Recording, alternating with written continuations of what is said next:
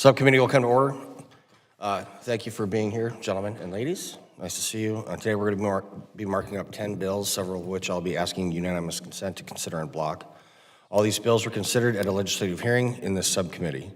I'm supportive of the bills on today's agenda as they're important measures that will improve the lives of veterans and their families by modernizing the GI Bill program, providing additional resources to disabled veterans, and improving, the VA home loan program.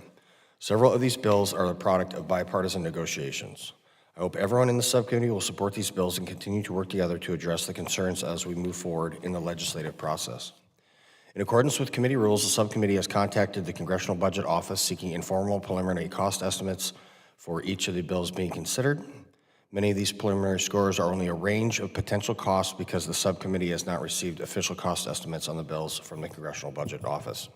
None of these bills being considered today include the offsets that will be necessary to move these bills forward in the legislative process. However, as we work to refine the list of bills that will be considered at full committee markup and bills that may be considered on the House floor, we will need to find offsets to ensure that we are in accordance with House rules. We want to make sure that we're not passing legislation that will increase the debt and burden the American taxpayer, of which our veterans are also American taxpayers. Let's never forget that. I should note that there are still multiple opportunities to improve and make necessary changes to these bills.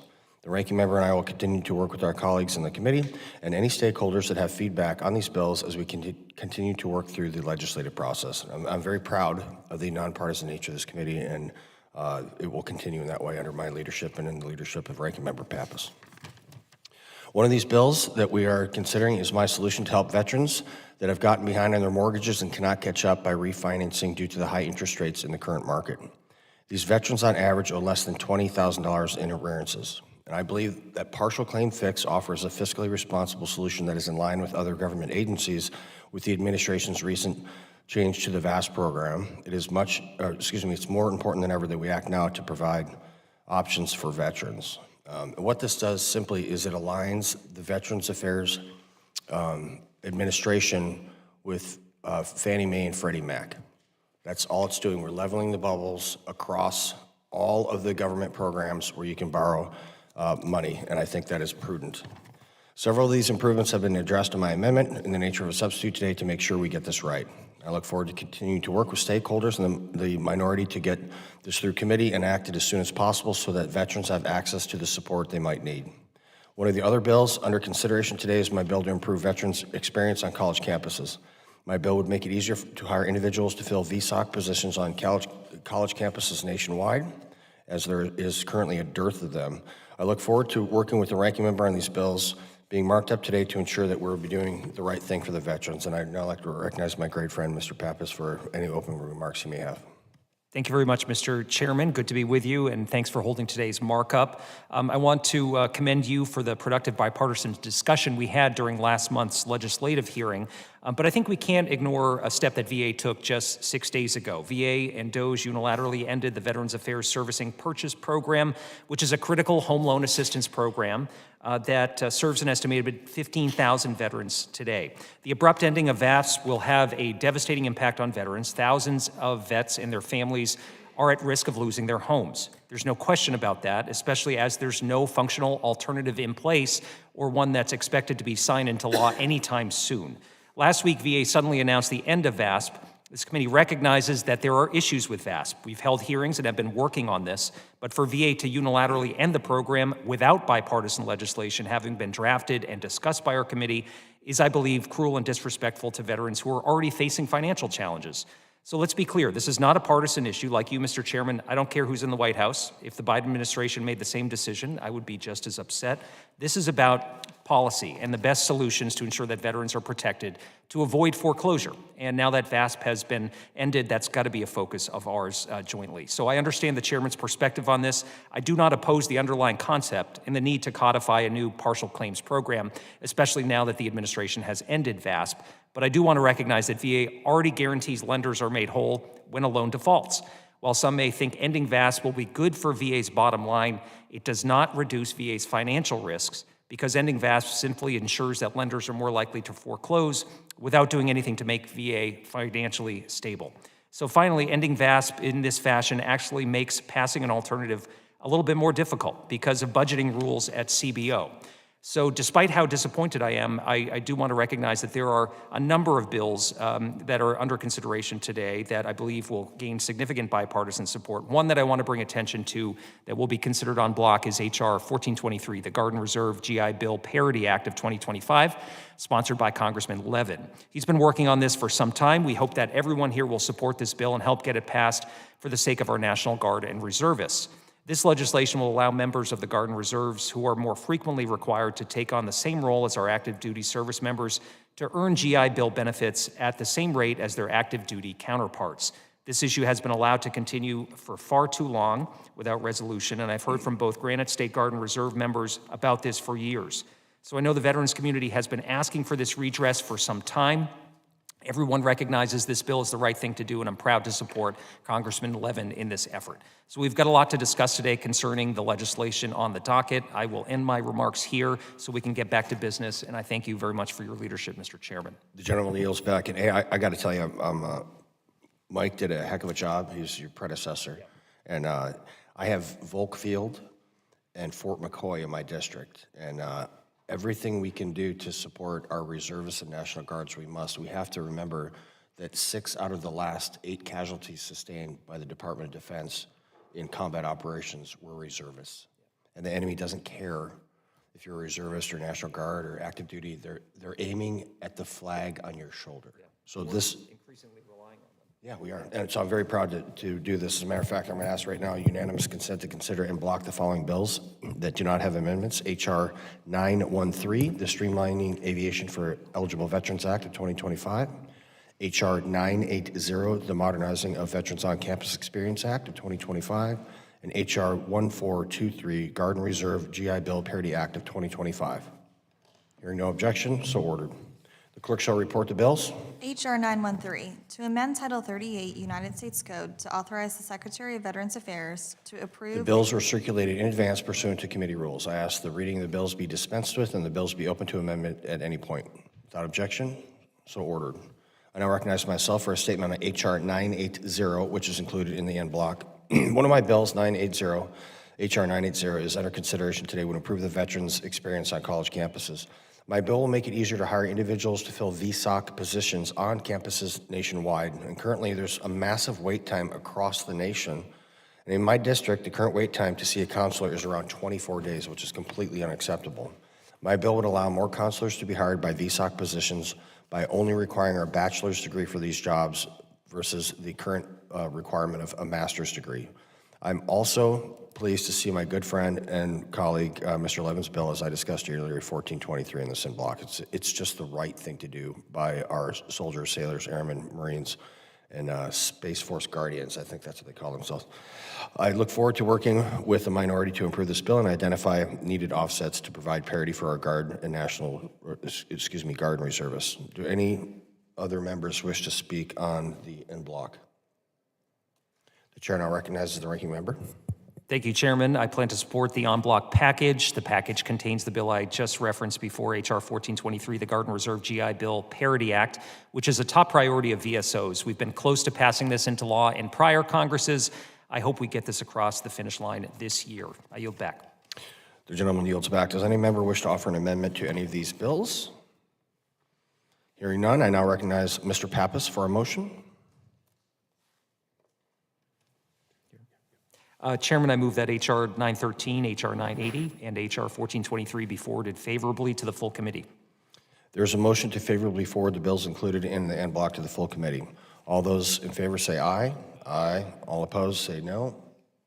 In the opinion of the chair, the ayes have it, and the bills H.R. 913, H.R. 980, and H.R. 1423 are favorably forwarded to the full committee.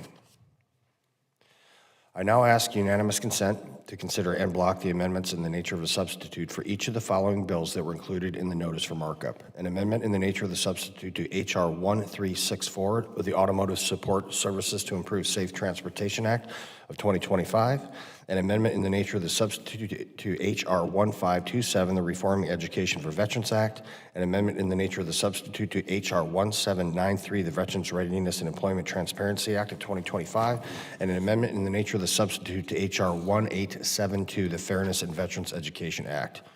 Hearing no objections, so ordered. The clerk shall report the bills. H.R. 1364, to amend Title 38 United States Code to provide The clarification. bills are circulated in advance pursuant to committee rules. I ask the reading of the bills be dispensed and the bills be open to amendment at any point. Without objection, so ordered. Do any members wish to comment on the bills? The chair now recognizes Mr. Amade. Thank you, Mr. Chairman, for the opportunity to speak on the amendment in the nature of a substitute to H.R. 1793, the Veterans Readiness and Employment Transparency Act. As a veteran who served our nation in uniform, I understand firsthand the challenges our heroes face when transitioning to civilian life. The Veterans Readiness and Employment Program is vital for veterans with service-connected disabilities, but many call it VA's best kept secret, but not in a good way. Now, the data is concerning. In Phoenix, which serves many veterans from Arizona's 8th District, the average wait time to see a VRNE counselor is 68 days. That's over 2 months of waiting for critical career assistance. Nationwide, wait times range from 2 weeks to an astounding 158 days. Now, this amendment in the nature of a substitute addresses these problems through straightforward solutions. First, it establishes a dedicated VRNE telephone hotline within VA's Education Call Center. Second, it requires each regional office to post contact information online for VRNE inquiries. Third, it mandates monthly Q&A sessions for school certifying officials. Fourth, it ensures veterans receive prompt decisions on extension requests within 30 days. And fifth, it increases accountability through annual reporting to Congress. Now, this is personal. I served, and I know from friends and constituents what the transition feels like for disabled veterans, and I know it can be either a launch pad or a free fall, depending on the support you get. This amendment, in the nature of a substitute, is fiscally responsible. It doesn't throw money at a broken system, but demands better outcomes and holds the VA accountable. I want to thank Chairman and the more than a dozen colleagues from both sides of the aisle who co-sponsored this common sense legislation, and I urge my colleagues to support this amendment in the nature of a substitute, and to show our veterans that when we say thank you for your service, we mean it. Thank you, and I yield back.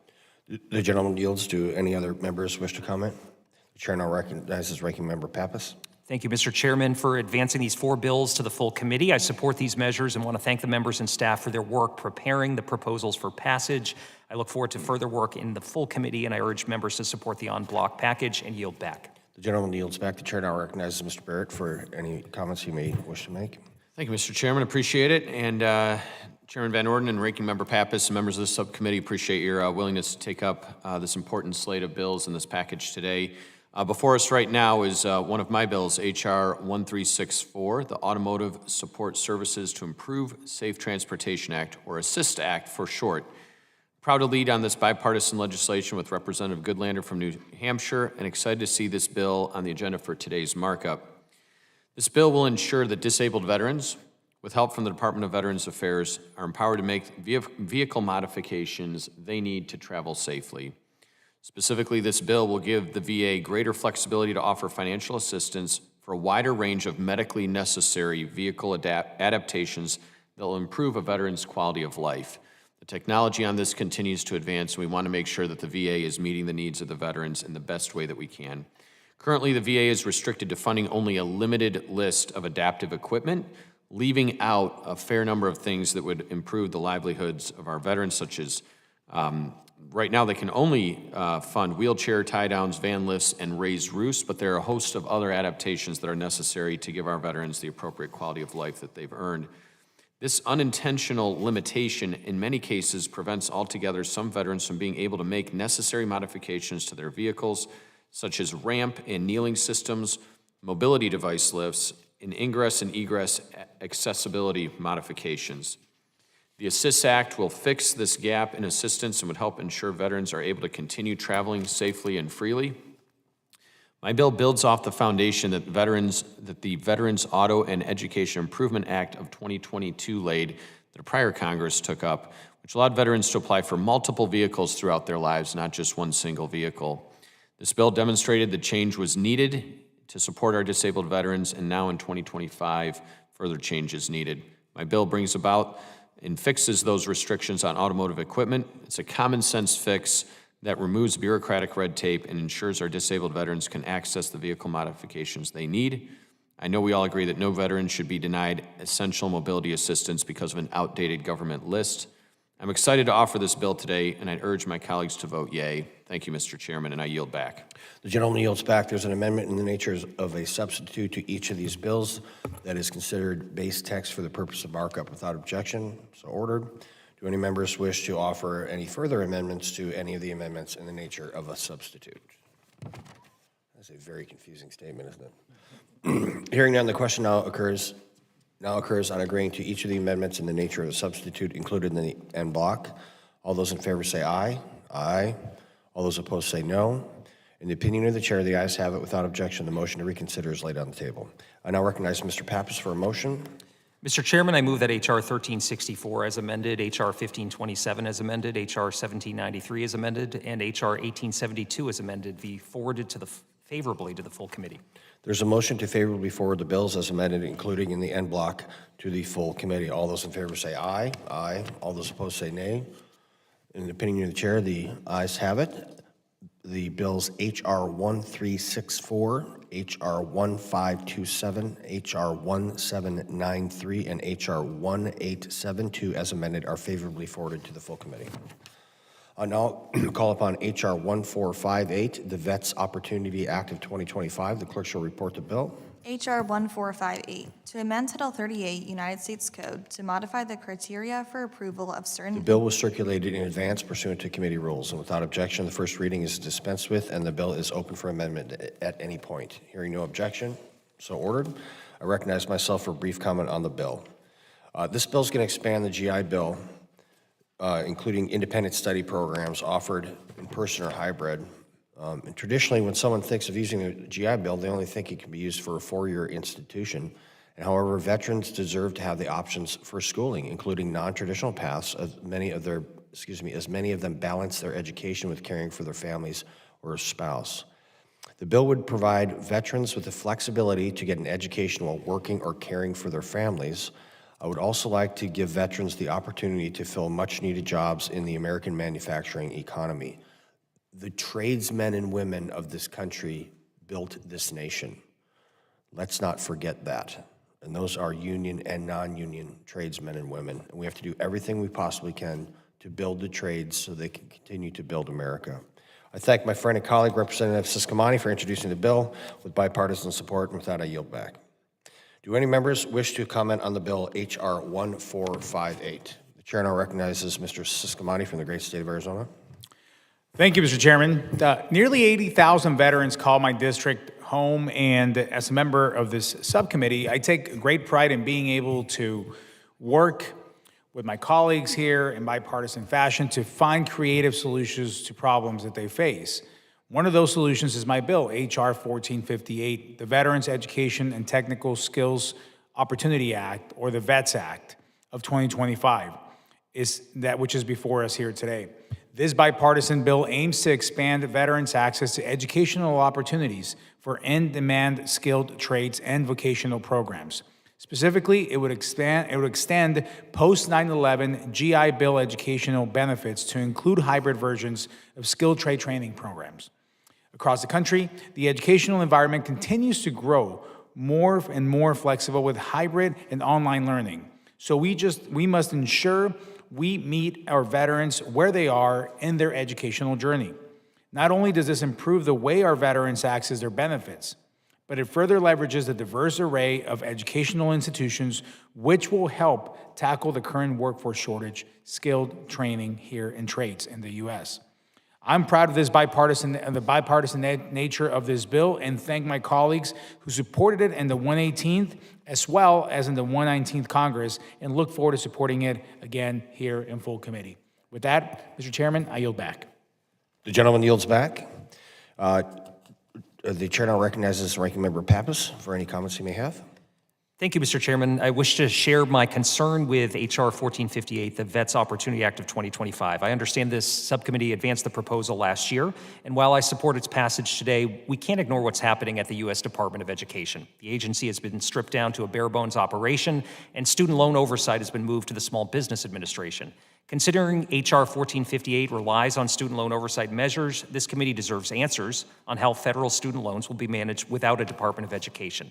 Without these answers, legislation like H.R. 1458 will either have no effect or, even worse, could enable some of the worst actors in higher education to prey on GI Bill benefits. So I'll support this legislation today, but I hope our full committee can work to get answers before bringing this legislation to the House floor. I yield back. The gentleman yields back. No amendments were filed. Are there any amendments? Hearing none, I now recognize Mr. Barrett for a motion. Thank you, Mr. Chairman. I move that the committee forward H.R. 1458 favorably to the full committee. There's a motion to favorably forward H.R. 1458. All those in favor say aye. Aye. All opposed say no. In the opinion of the chair, the ayes have it, and H.R. 1458 is favorably forwarded to the full committee. We're good to go. Without objection, we'll now move to H.R. 1815, the VA Home Loan Program Reform Act. The clerk shall report the bill. H.R. 1815, to amend Title 38 United States Code to authorize the Secretary of Veterans Affairs to take certain actions in the case of a default on a home loan. The bill was circulated in advance pursuant to committee rules. Without objection, the first reading is dispensed with, and the bill is open for amendment at any point. Hearing no objections, so ordered. I recognize myself to offer an amendment in the nature of a substitute. The clerk shall report the amendment. Amendment in the nature of a substitute to H.R. 1815, offered by Mr. Van Orden of Wisconsin. I ask unanimous consent that further reading of the amendment in the nature of a substitute be dispensed with. I ask that it'll be considered as base text for the purpose of the markup, and without objection, so ordered. I now recognize myself for 5 minutes to explain the amendment in the nature of a substitute. The amendment in the nature of the substitute will make changes to the termination date and remove the interest rate on partial claims assigned to the bill with other federal home loan programs. And this amendment in the nature of a substitute would give the VA the authority to create a partial claims program to help veterans get back on track with their payments. Moving this bill forward through the subcommittee is essential with the administration's recent phase out of the VAST program, as my friend mentioned earlier. Veterans deserve to have loss mitigation protocols in place that other federal loans offer. And at the same time, taxpayers deserve to be protected from the financial risks of VASP. So last Congress, the previous administration sought to solve a $25,000 mortgage delinquency by expending, on average, $320,000. So just put this like really simply, the average veteran was like $25,000 in arrears, but the Veterans Affairs Administration, under the previous administration, bought the entire loan for $320,000 on average for a tune of like $5.5 billion, is that correct? And without congressional authority. So we had some unelected bureaucrats that invented a program that has not existed since someone lent someone seashells to buy a cave. They just invented this program, and to solve a $25,000 problem, as bureaucrats normally do, they expended $320,000. And they did that across the board. And so this is just not how you run a railroad. And again, it contravened the will of Congress. Mr. Pappas and I are members of a co-equal branch of government along with the executive branch, and this simply has to stop because it is just not okay. I do support the removal of this vast program for the reasons that I just said. It doesn't make sense. And again, I can't stress this enough. This program has never existed in any form like the Veterans Affairs Administration just made it up, sitting around a campfire drinking beers one day. It's just foolish, and it doesn't make any sense. And it contravenes the will of Congress. I also support the solution for veterans still in arrears through my partial claims legislation. So we're not going to throw anybody out of their homes. Mr. Pappas's #1 legislative priority is to prevent veterans homelessness. And so we're not going to do something to increase veterans homelessness because I respect him as a professional. So I don't want this to be misconstrued. What we're trying to do is making sure that every current veteran and every future veteran has access to the VA Home Loan Guarantee Program. And if this VASP continues, the entire program is in jeopardy of being destroyed. And I am unwilling under my chairmanship to allow that to happen on my watch. We're just not going to do it. I want every veteran, every active duty service member, and every future veteran that decides to defend the country by putting their body in between a bullet and us, I want them to be able to buy a home. And what we're doing is we're playing the long game here by guaranteeing this program is in existence in perpetuity. And that's incredibly important that we do that. And I do understand that some people have concerns with it, but I do not. And I am a veteran, and I've used the VA Home Loan Program to buy homes, to put shelter over my children's head. Do any members wish to comment on the amendment in the nature of the substitute for H.R. 1815? I'm going to guess Mr. Pappas does. Well, I'd like to offer an amendment to the amendment in the nature of a substitute if I could. I don't know if this is the right time for that. I now recognize Ranking Member Pappas to offer a substitute amendment, number 1, Okay. to the amendment in the nature of a substitute. All right, I have an amendment at the desk to the ANS. Substitute for the amendment in the nature of a substitute to H.R. 1815, offered by Mr. Pappas. I ask unanimous consent that further reading of the amendment will be dispensed with, and without objection, so ordered. The gentleman is now recognized for 5 minutes to explain his amendment. Oh, thank you, Mr. Chairman. So on the evening of April 3rd, 2025, Chairman Bost announced that Secretary Collins, with the support of the Trump administration, ended the VASP program with no details whatsoever. It's clear that the Secretary is choosing to use his authority to end a program that was helping many veterans avoid foreclosure and stay in their homes. Because VA loans are government-backed loans, the VA must intervene and act on behalf of veterans facing financial difficulties. The amendment clarifies that VA Secretary's obligation to act on behalf of veterans in danger of being foreclosed on. Therefore, when Secretary Collins announced that VASP was abruptly ending without other alternatives, such as partial claims in place, he was not acting in the best interests of veterans. So we must reinstate VASP immediately before any veterans face irreparable harm that comes with foreclosure. At the very least, VASP should remain as a stopgap measure until an appropriate partial claims program is established. So let me be clear, I do not oppose a partial claims program. We must all recognize that the way that Secretary Collins ended VASP will result in our work in Congress being much more difficult to pass a partial claims alternative into law because of CBO scoring and other issues. The responsible thing is for VA to reverse course immediately, support the amendment that will send a clear message to VA that VASP is a critical resource for veterans in the short term to be used until Congress can grant VA additional authorities. So I urge support for my amendment to immediately reinstate VASP, and I yield back. The gentleman yields back, and I recognize myself in opposition to Mr. Pappas' amendment, and I have great respect for you. And the reason being is that your amendment would effectively destroy the partial claims thing that we're trying to get done. And I know that there's veterans that are in arrears. You know that there's veterans in arrears. But what we have to do is make sure that the VA home loan program is available in perpetuity. And again, the VA wrote a $5.48 billion check without our authorization. And that's not okay.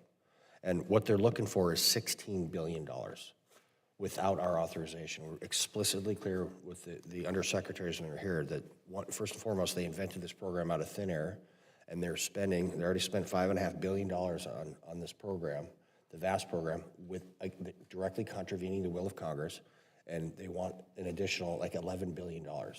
And so we can't do that. We have to, you and me and the rest of these cats over here, we have to rein back the power from these unelected bureaucrats that everybody's, that's a phrase that everyone likes to use lately, get it back so that we can make sure that these programs are available in perpetuity. That is my goal, sir. So the 15-year-old right now that's contemplating joining the service, and they can join at 17 with parents' permission, 18 without it, I want them to know that one of the benefits that they're going to receive by defending our country is the ability to exercise the VA home loan program. That's the intent. So I would, again, I oppose your amendment, sir, because it would kill the partial claims program. And with that, I yield back. And you and me work great together. And I want to continue to do that. And I agree, we need to make sure that we inject certainty. And maybe we need to talk about some messaging things for our folks, how the word gets out. But I'm totally stoked to work with you to make sure that our veterans don't have additional stress. They already have enough on them. Cool? All right, thank you, sir. So I do urge my colleagues to vote no with me on this amendment. Do any members want to comment on the substitute amendment to the amendment in the nature of substitute? Wow. Okay, seeing none, the question now occurs on agreeing to the Pappas substitute amendment number 1 to the amendment in the nature of a substitute. All those in favor say aye. All those opposed say no. In the opinion of the chair, the noes have it and the amendment is not agreed to. Mr. Pappas has requested a recorded vote, and pursuant to committee rules, it'll be postponed to the end. Thank you. I now recognize Ranking Member Pappas to offer a substitute amendment number 2 to the amendment in the nature of a substitute. Okay, thank you, Mr. Chairman. I have a second amendment to the ANS at the desk. Substitute for the amendment in the nature of a substitute to H.R. 1815, offered by Mr. Pappas. Strike all after the... I ask unanimous consent that further reading of the amendment be dispensed with. Without objection, so ordered. The gentleman is recognized for 5 minutes to explain his amendment.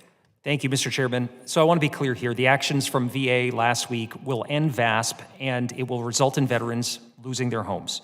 We know this. We've heard from veterans, VSOs, lenders, and housing advocates telling us that this is the case.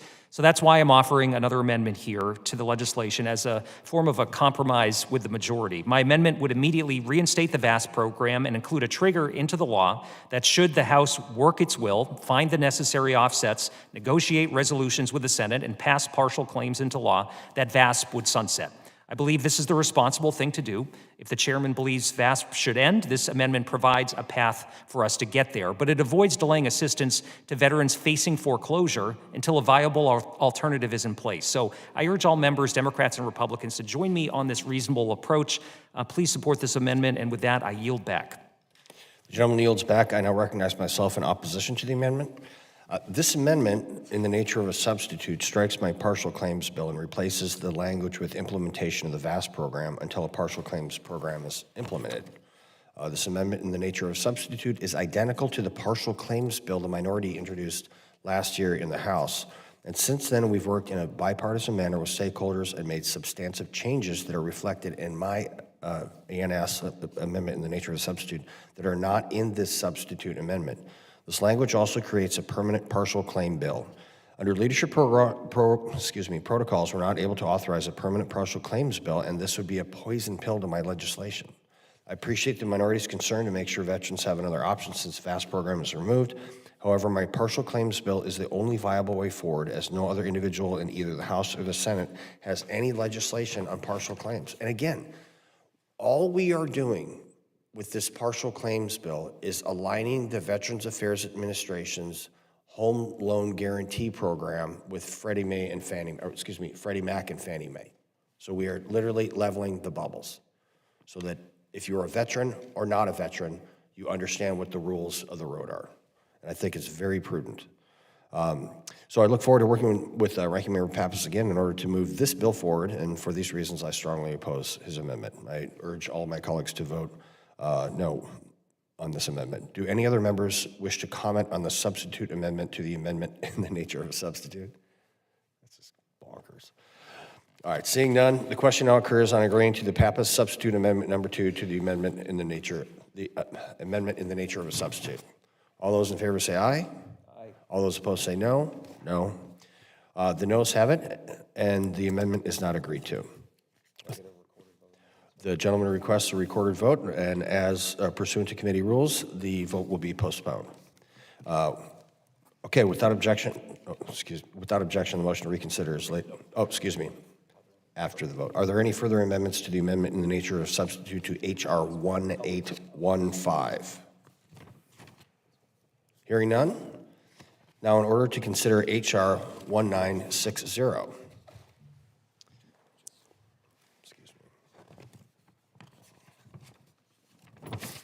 I now call upon H.R. 1960, the Simplifying Veterans Assistance Act of 2025. The clerk shall report the bill. H.R. 1960, to amend Title 38, United States Code to require the Secretary of Veterans Affairs. The bill was circulated in advance pursuant to committee rules. Without objection, the first reading is dispensed with, and the bill is open for amendment at any point. Hearing no objection, so ordered. I now recognize myself in support of this legislation. This bill would update the guidance on how to apply for grant and per diem programs. The bill would also provide optional training on VA's website to help homeless providers apply for grants properly. Current laws do not provide any tools to assist homeless providers in completing grant applications. And this subcommittee has seen this create a barrier for small or rural organizations, while the organizations in more urban parts of the country are able to make most of those resources. As a result, smaller, more rural grant and per diem program providers miss out on grants an additional year of waiting for, before they can reapply. Additionally, veterans in rural areas may have to travel farther distances to use a grant and per diem program. Without clear guidelines and training on the VA's website, some veterans may not have equal access to homeless resources. Do any members wish to comment on HR 1960? The chair now recognizes Ranking Member Pappas for his comments. Thank you, Mr. Chairman. We've seen progress being made in terms of decreasing veteran homelessness across the country in recent years. But after decreasing for a number of years and the lapse of the authorities granted during the pandemic, my state, New Hampshire, saw an increase last year in the number of homeless veterans. It's my hope that our work on the Elizabeth Dole Act last year, finally authorizing an increase in payments to homelessness providers, that we can turn the tide. I also call on this committee to consider Ranking Member Takano's End Veteran Homelessness Act as soon as possible. So I'll be supporting the Simplifying Veterans Assistance Act of 2025, but I urge this committee to do more than technical assistance. Our veterans deserve it, and I yield back the balance of my time.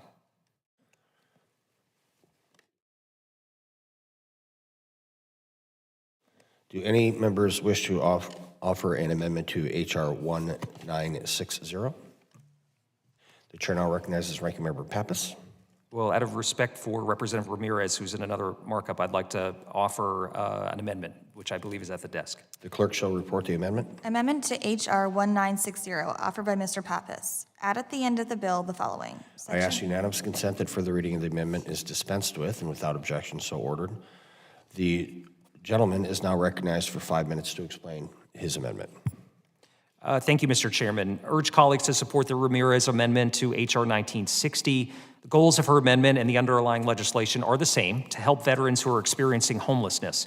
Members of the committee will recall the months it took to pass the Elizabeth Dole Act into law. However, in the closing weeks before passage, we learned of a critical error in the package that would prevent the higher rate from being reimbursed to homeless providers. This was shared with the committee, but it didn't make it into the package in time before it was enacted into law. Her amendment provides VA with their requested edit. And so if you supported the provisions of the Dole Act to end veteran homelessness, you should support the Ramirez amendment. So with that, I urge support and I yield back. The gentleman yields. I now recognize myself in opposition to the amendment. This amendment would increase authorizations for the grant and per diem program through 2036 without any debate on what the spending level should be. And there's been a 55% decrease in veteran homelessness over the last decade, but this amendment is going to authorize a significant increase in funding. So here's what I'm going to do with this. I do not support this in its current form. And Mr. Pappas and I have a history. I voted against something that he wanted in last Congress, and I said, I'm going to work with you. And then we actually crafted it better, in my opinion, sir. And then it got through committee. And I'm going to commit to Ms. Ramirez, who's unfortunately in another committee hearing, she's my dear friend, to work with her directly with her office to make this ready for prime time. Because I understand her intent, and her intent is your intent, is also my intent of decreasing veterans' homelessness. It's just that this particular amendment at the current time is not ready for prime time. So I'll work with her directly just like I did with you, pal. Cool? Thank you. All right, you got it. So with that said, I strongly oppose this amendment, and I encourage my colleagues to vote no with me. Do any members wish to comment on this amendment? Seeing none, the question now occurs on agreeing to the amendment to HR 1. So is this the Ramirez or the Pappas amendment now? It will be a Pappas, okay. So the question now occurs to agreeing on the Pappas amendment, HR 1960. All in favor say aye.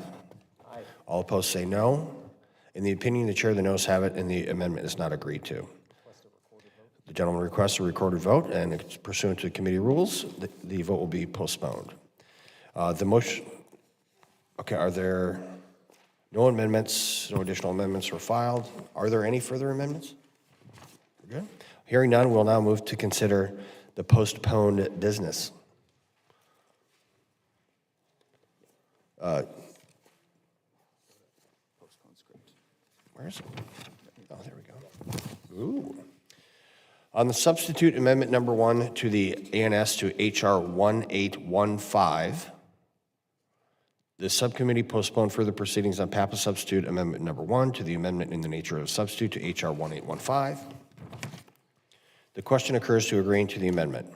Members will record their vote using the electronic voting system. Again, I will be voting no on this amendment. Oh. I now yield to the ranking member. What do I need to do? Just, you want to tell your people how you're going to vote? Oh, I'll be voting yes. Okay, there you go. How about that? All right. The clerk will now open the vote on the Pappas substitute number 1. I think we already jumped the gun here. To the amendment in the nature of substitute HR 1815.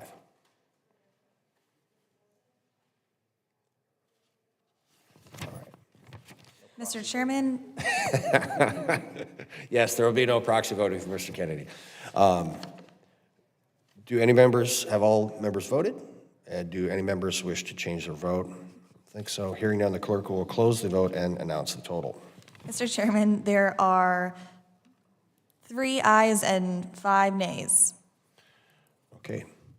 There are 3 ayes and 5 nays. The amendment is not agreed to. Without objection, the motion to reconsider is laid on the table. On the substitute amendment number 2 to the ANS to HR 1815, the subcommittee postponed further proceedings on the Pappas substitute amendment number 2 to the amendment in the nature of a substitute to HR 1815. The question occurs on agreeing to the amendment. Members will record their vote using the electronic system. I, as the chairman, will be voting no on this amendment. The chair now recognizes Mr. Pappas. I'll be voting yes. The clerk will now open the vote on the Pappas substitute amendment number 2 to the amendment in the nature of a substitute to HR 1815.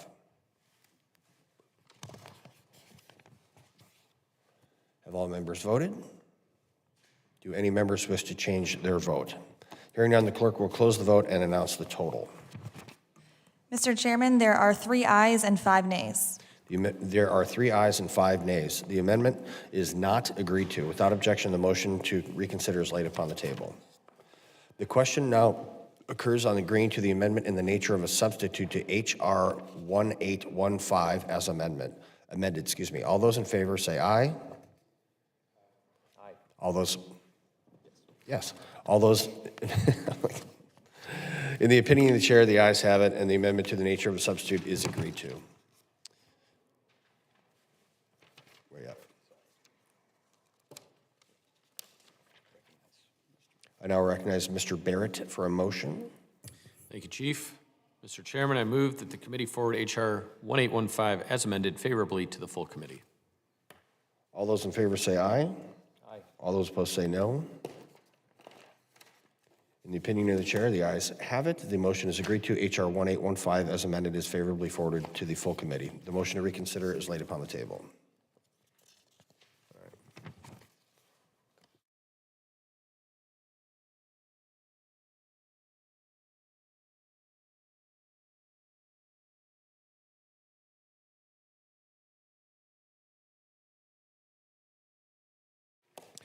The committee postponed further proceedings on amendment to HR 1960 offered by Mr. Pappas. The question occurs on agreeing to this amendment. Members will record their vote using the electronic system. The chairman intends to vote no on Mr. Pappas's amendment. The chair now recognizes Mr. Pappas. And I intend to vote yes. All right. The clerk will open the vote on the Ramirez amendment to HR 1960.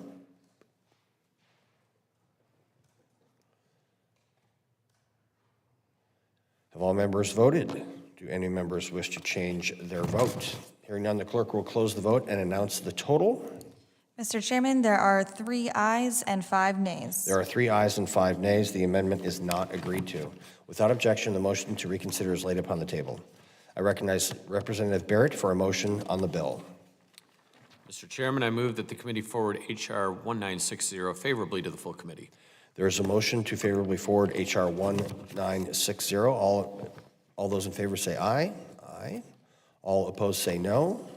In the opinion of the chair, the ayes have it, and HR 1960 is favorably forwarded to the full committee. Without objection, the motion to reconsider is laid upon the table. Okay.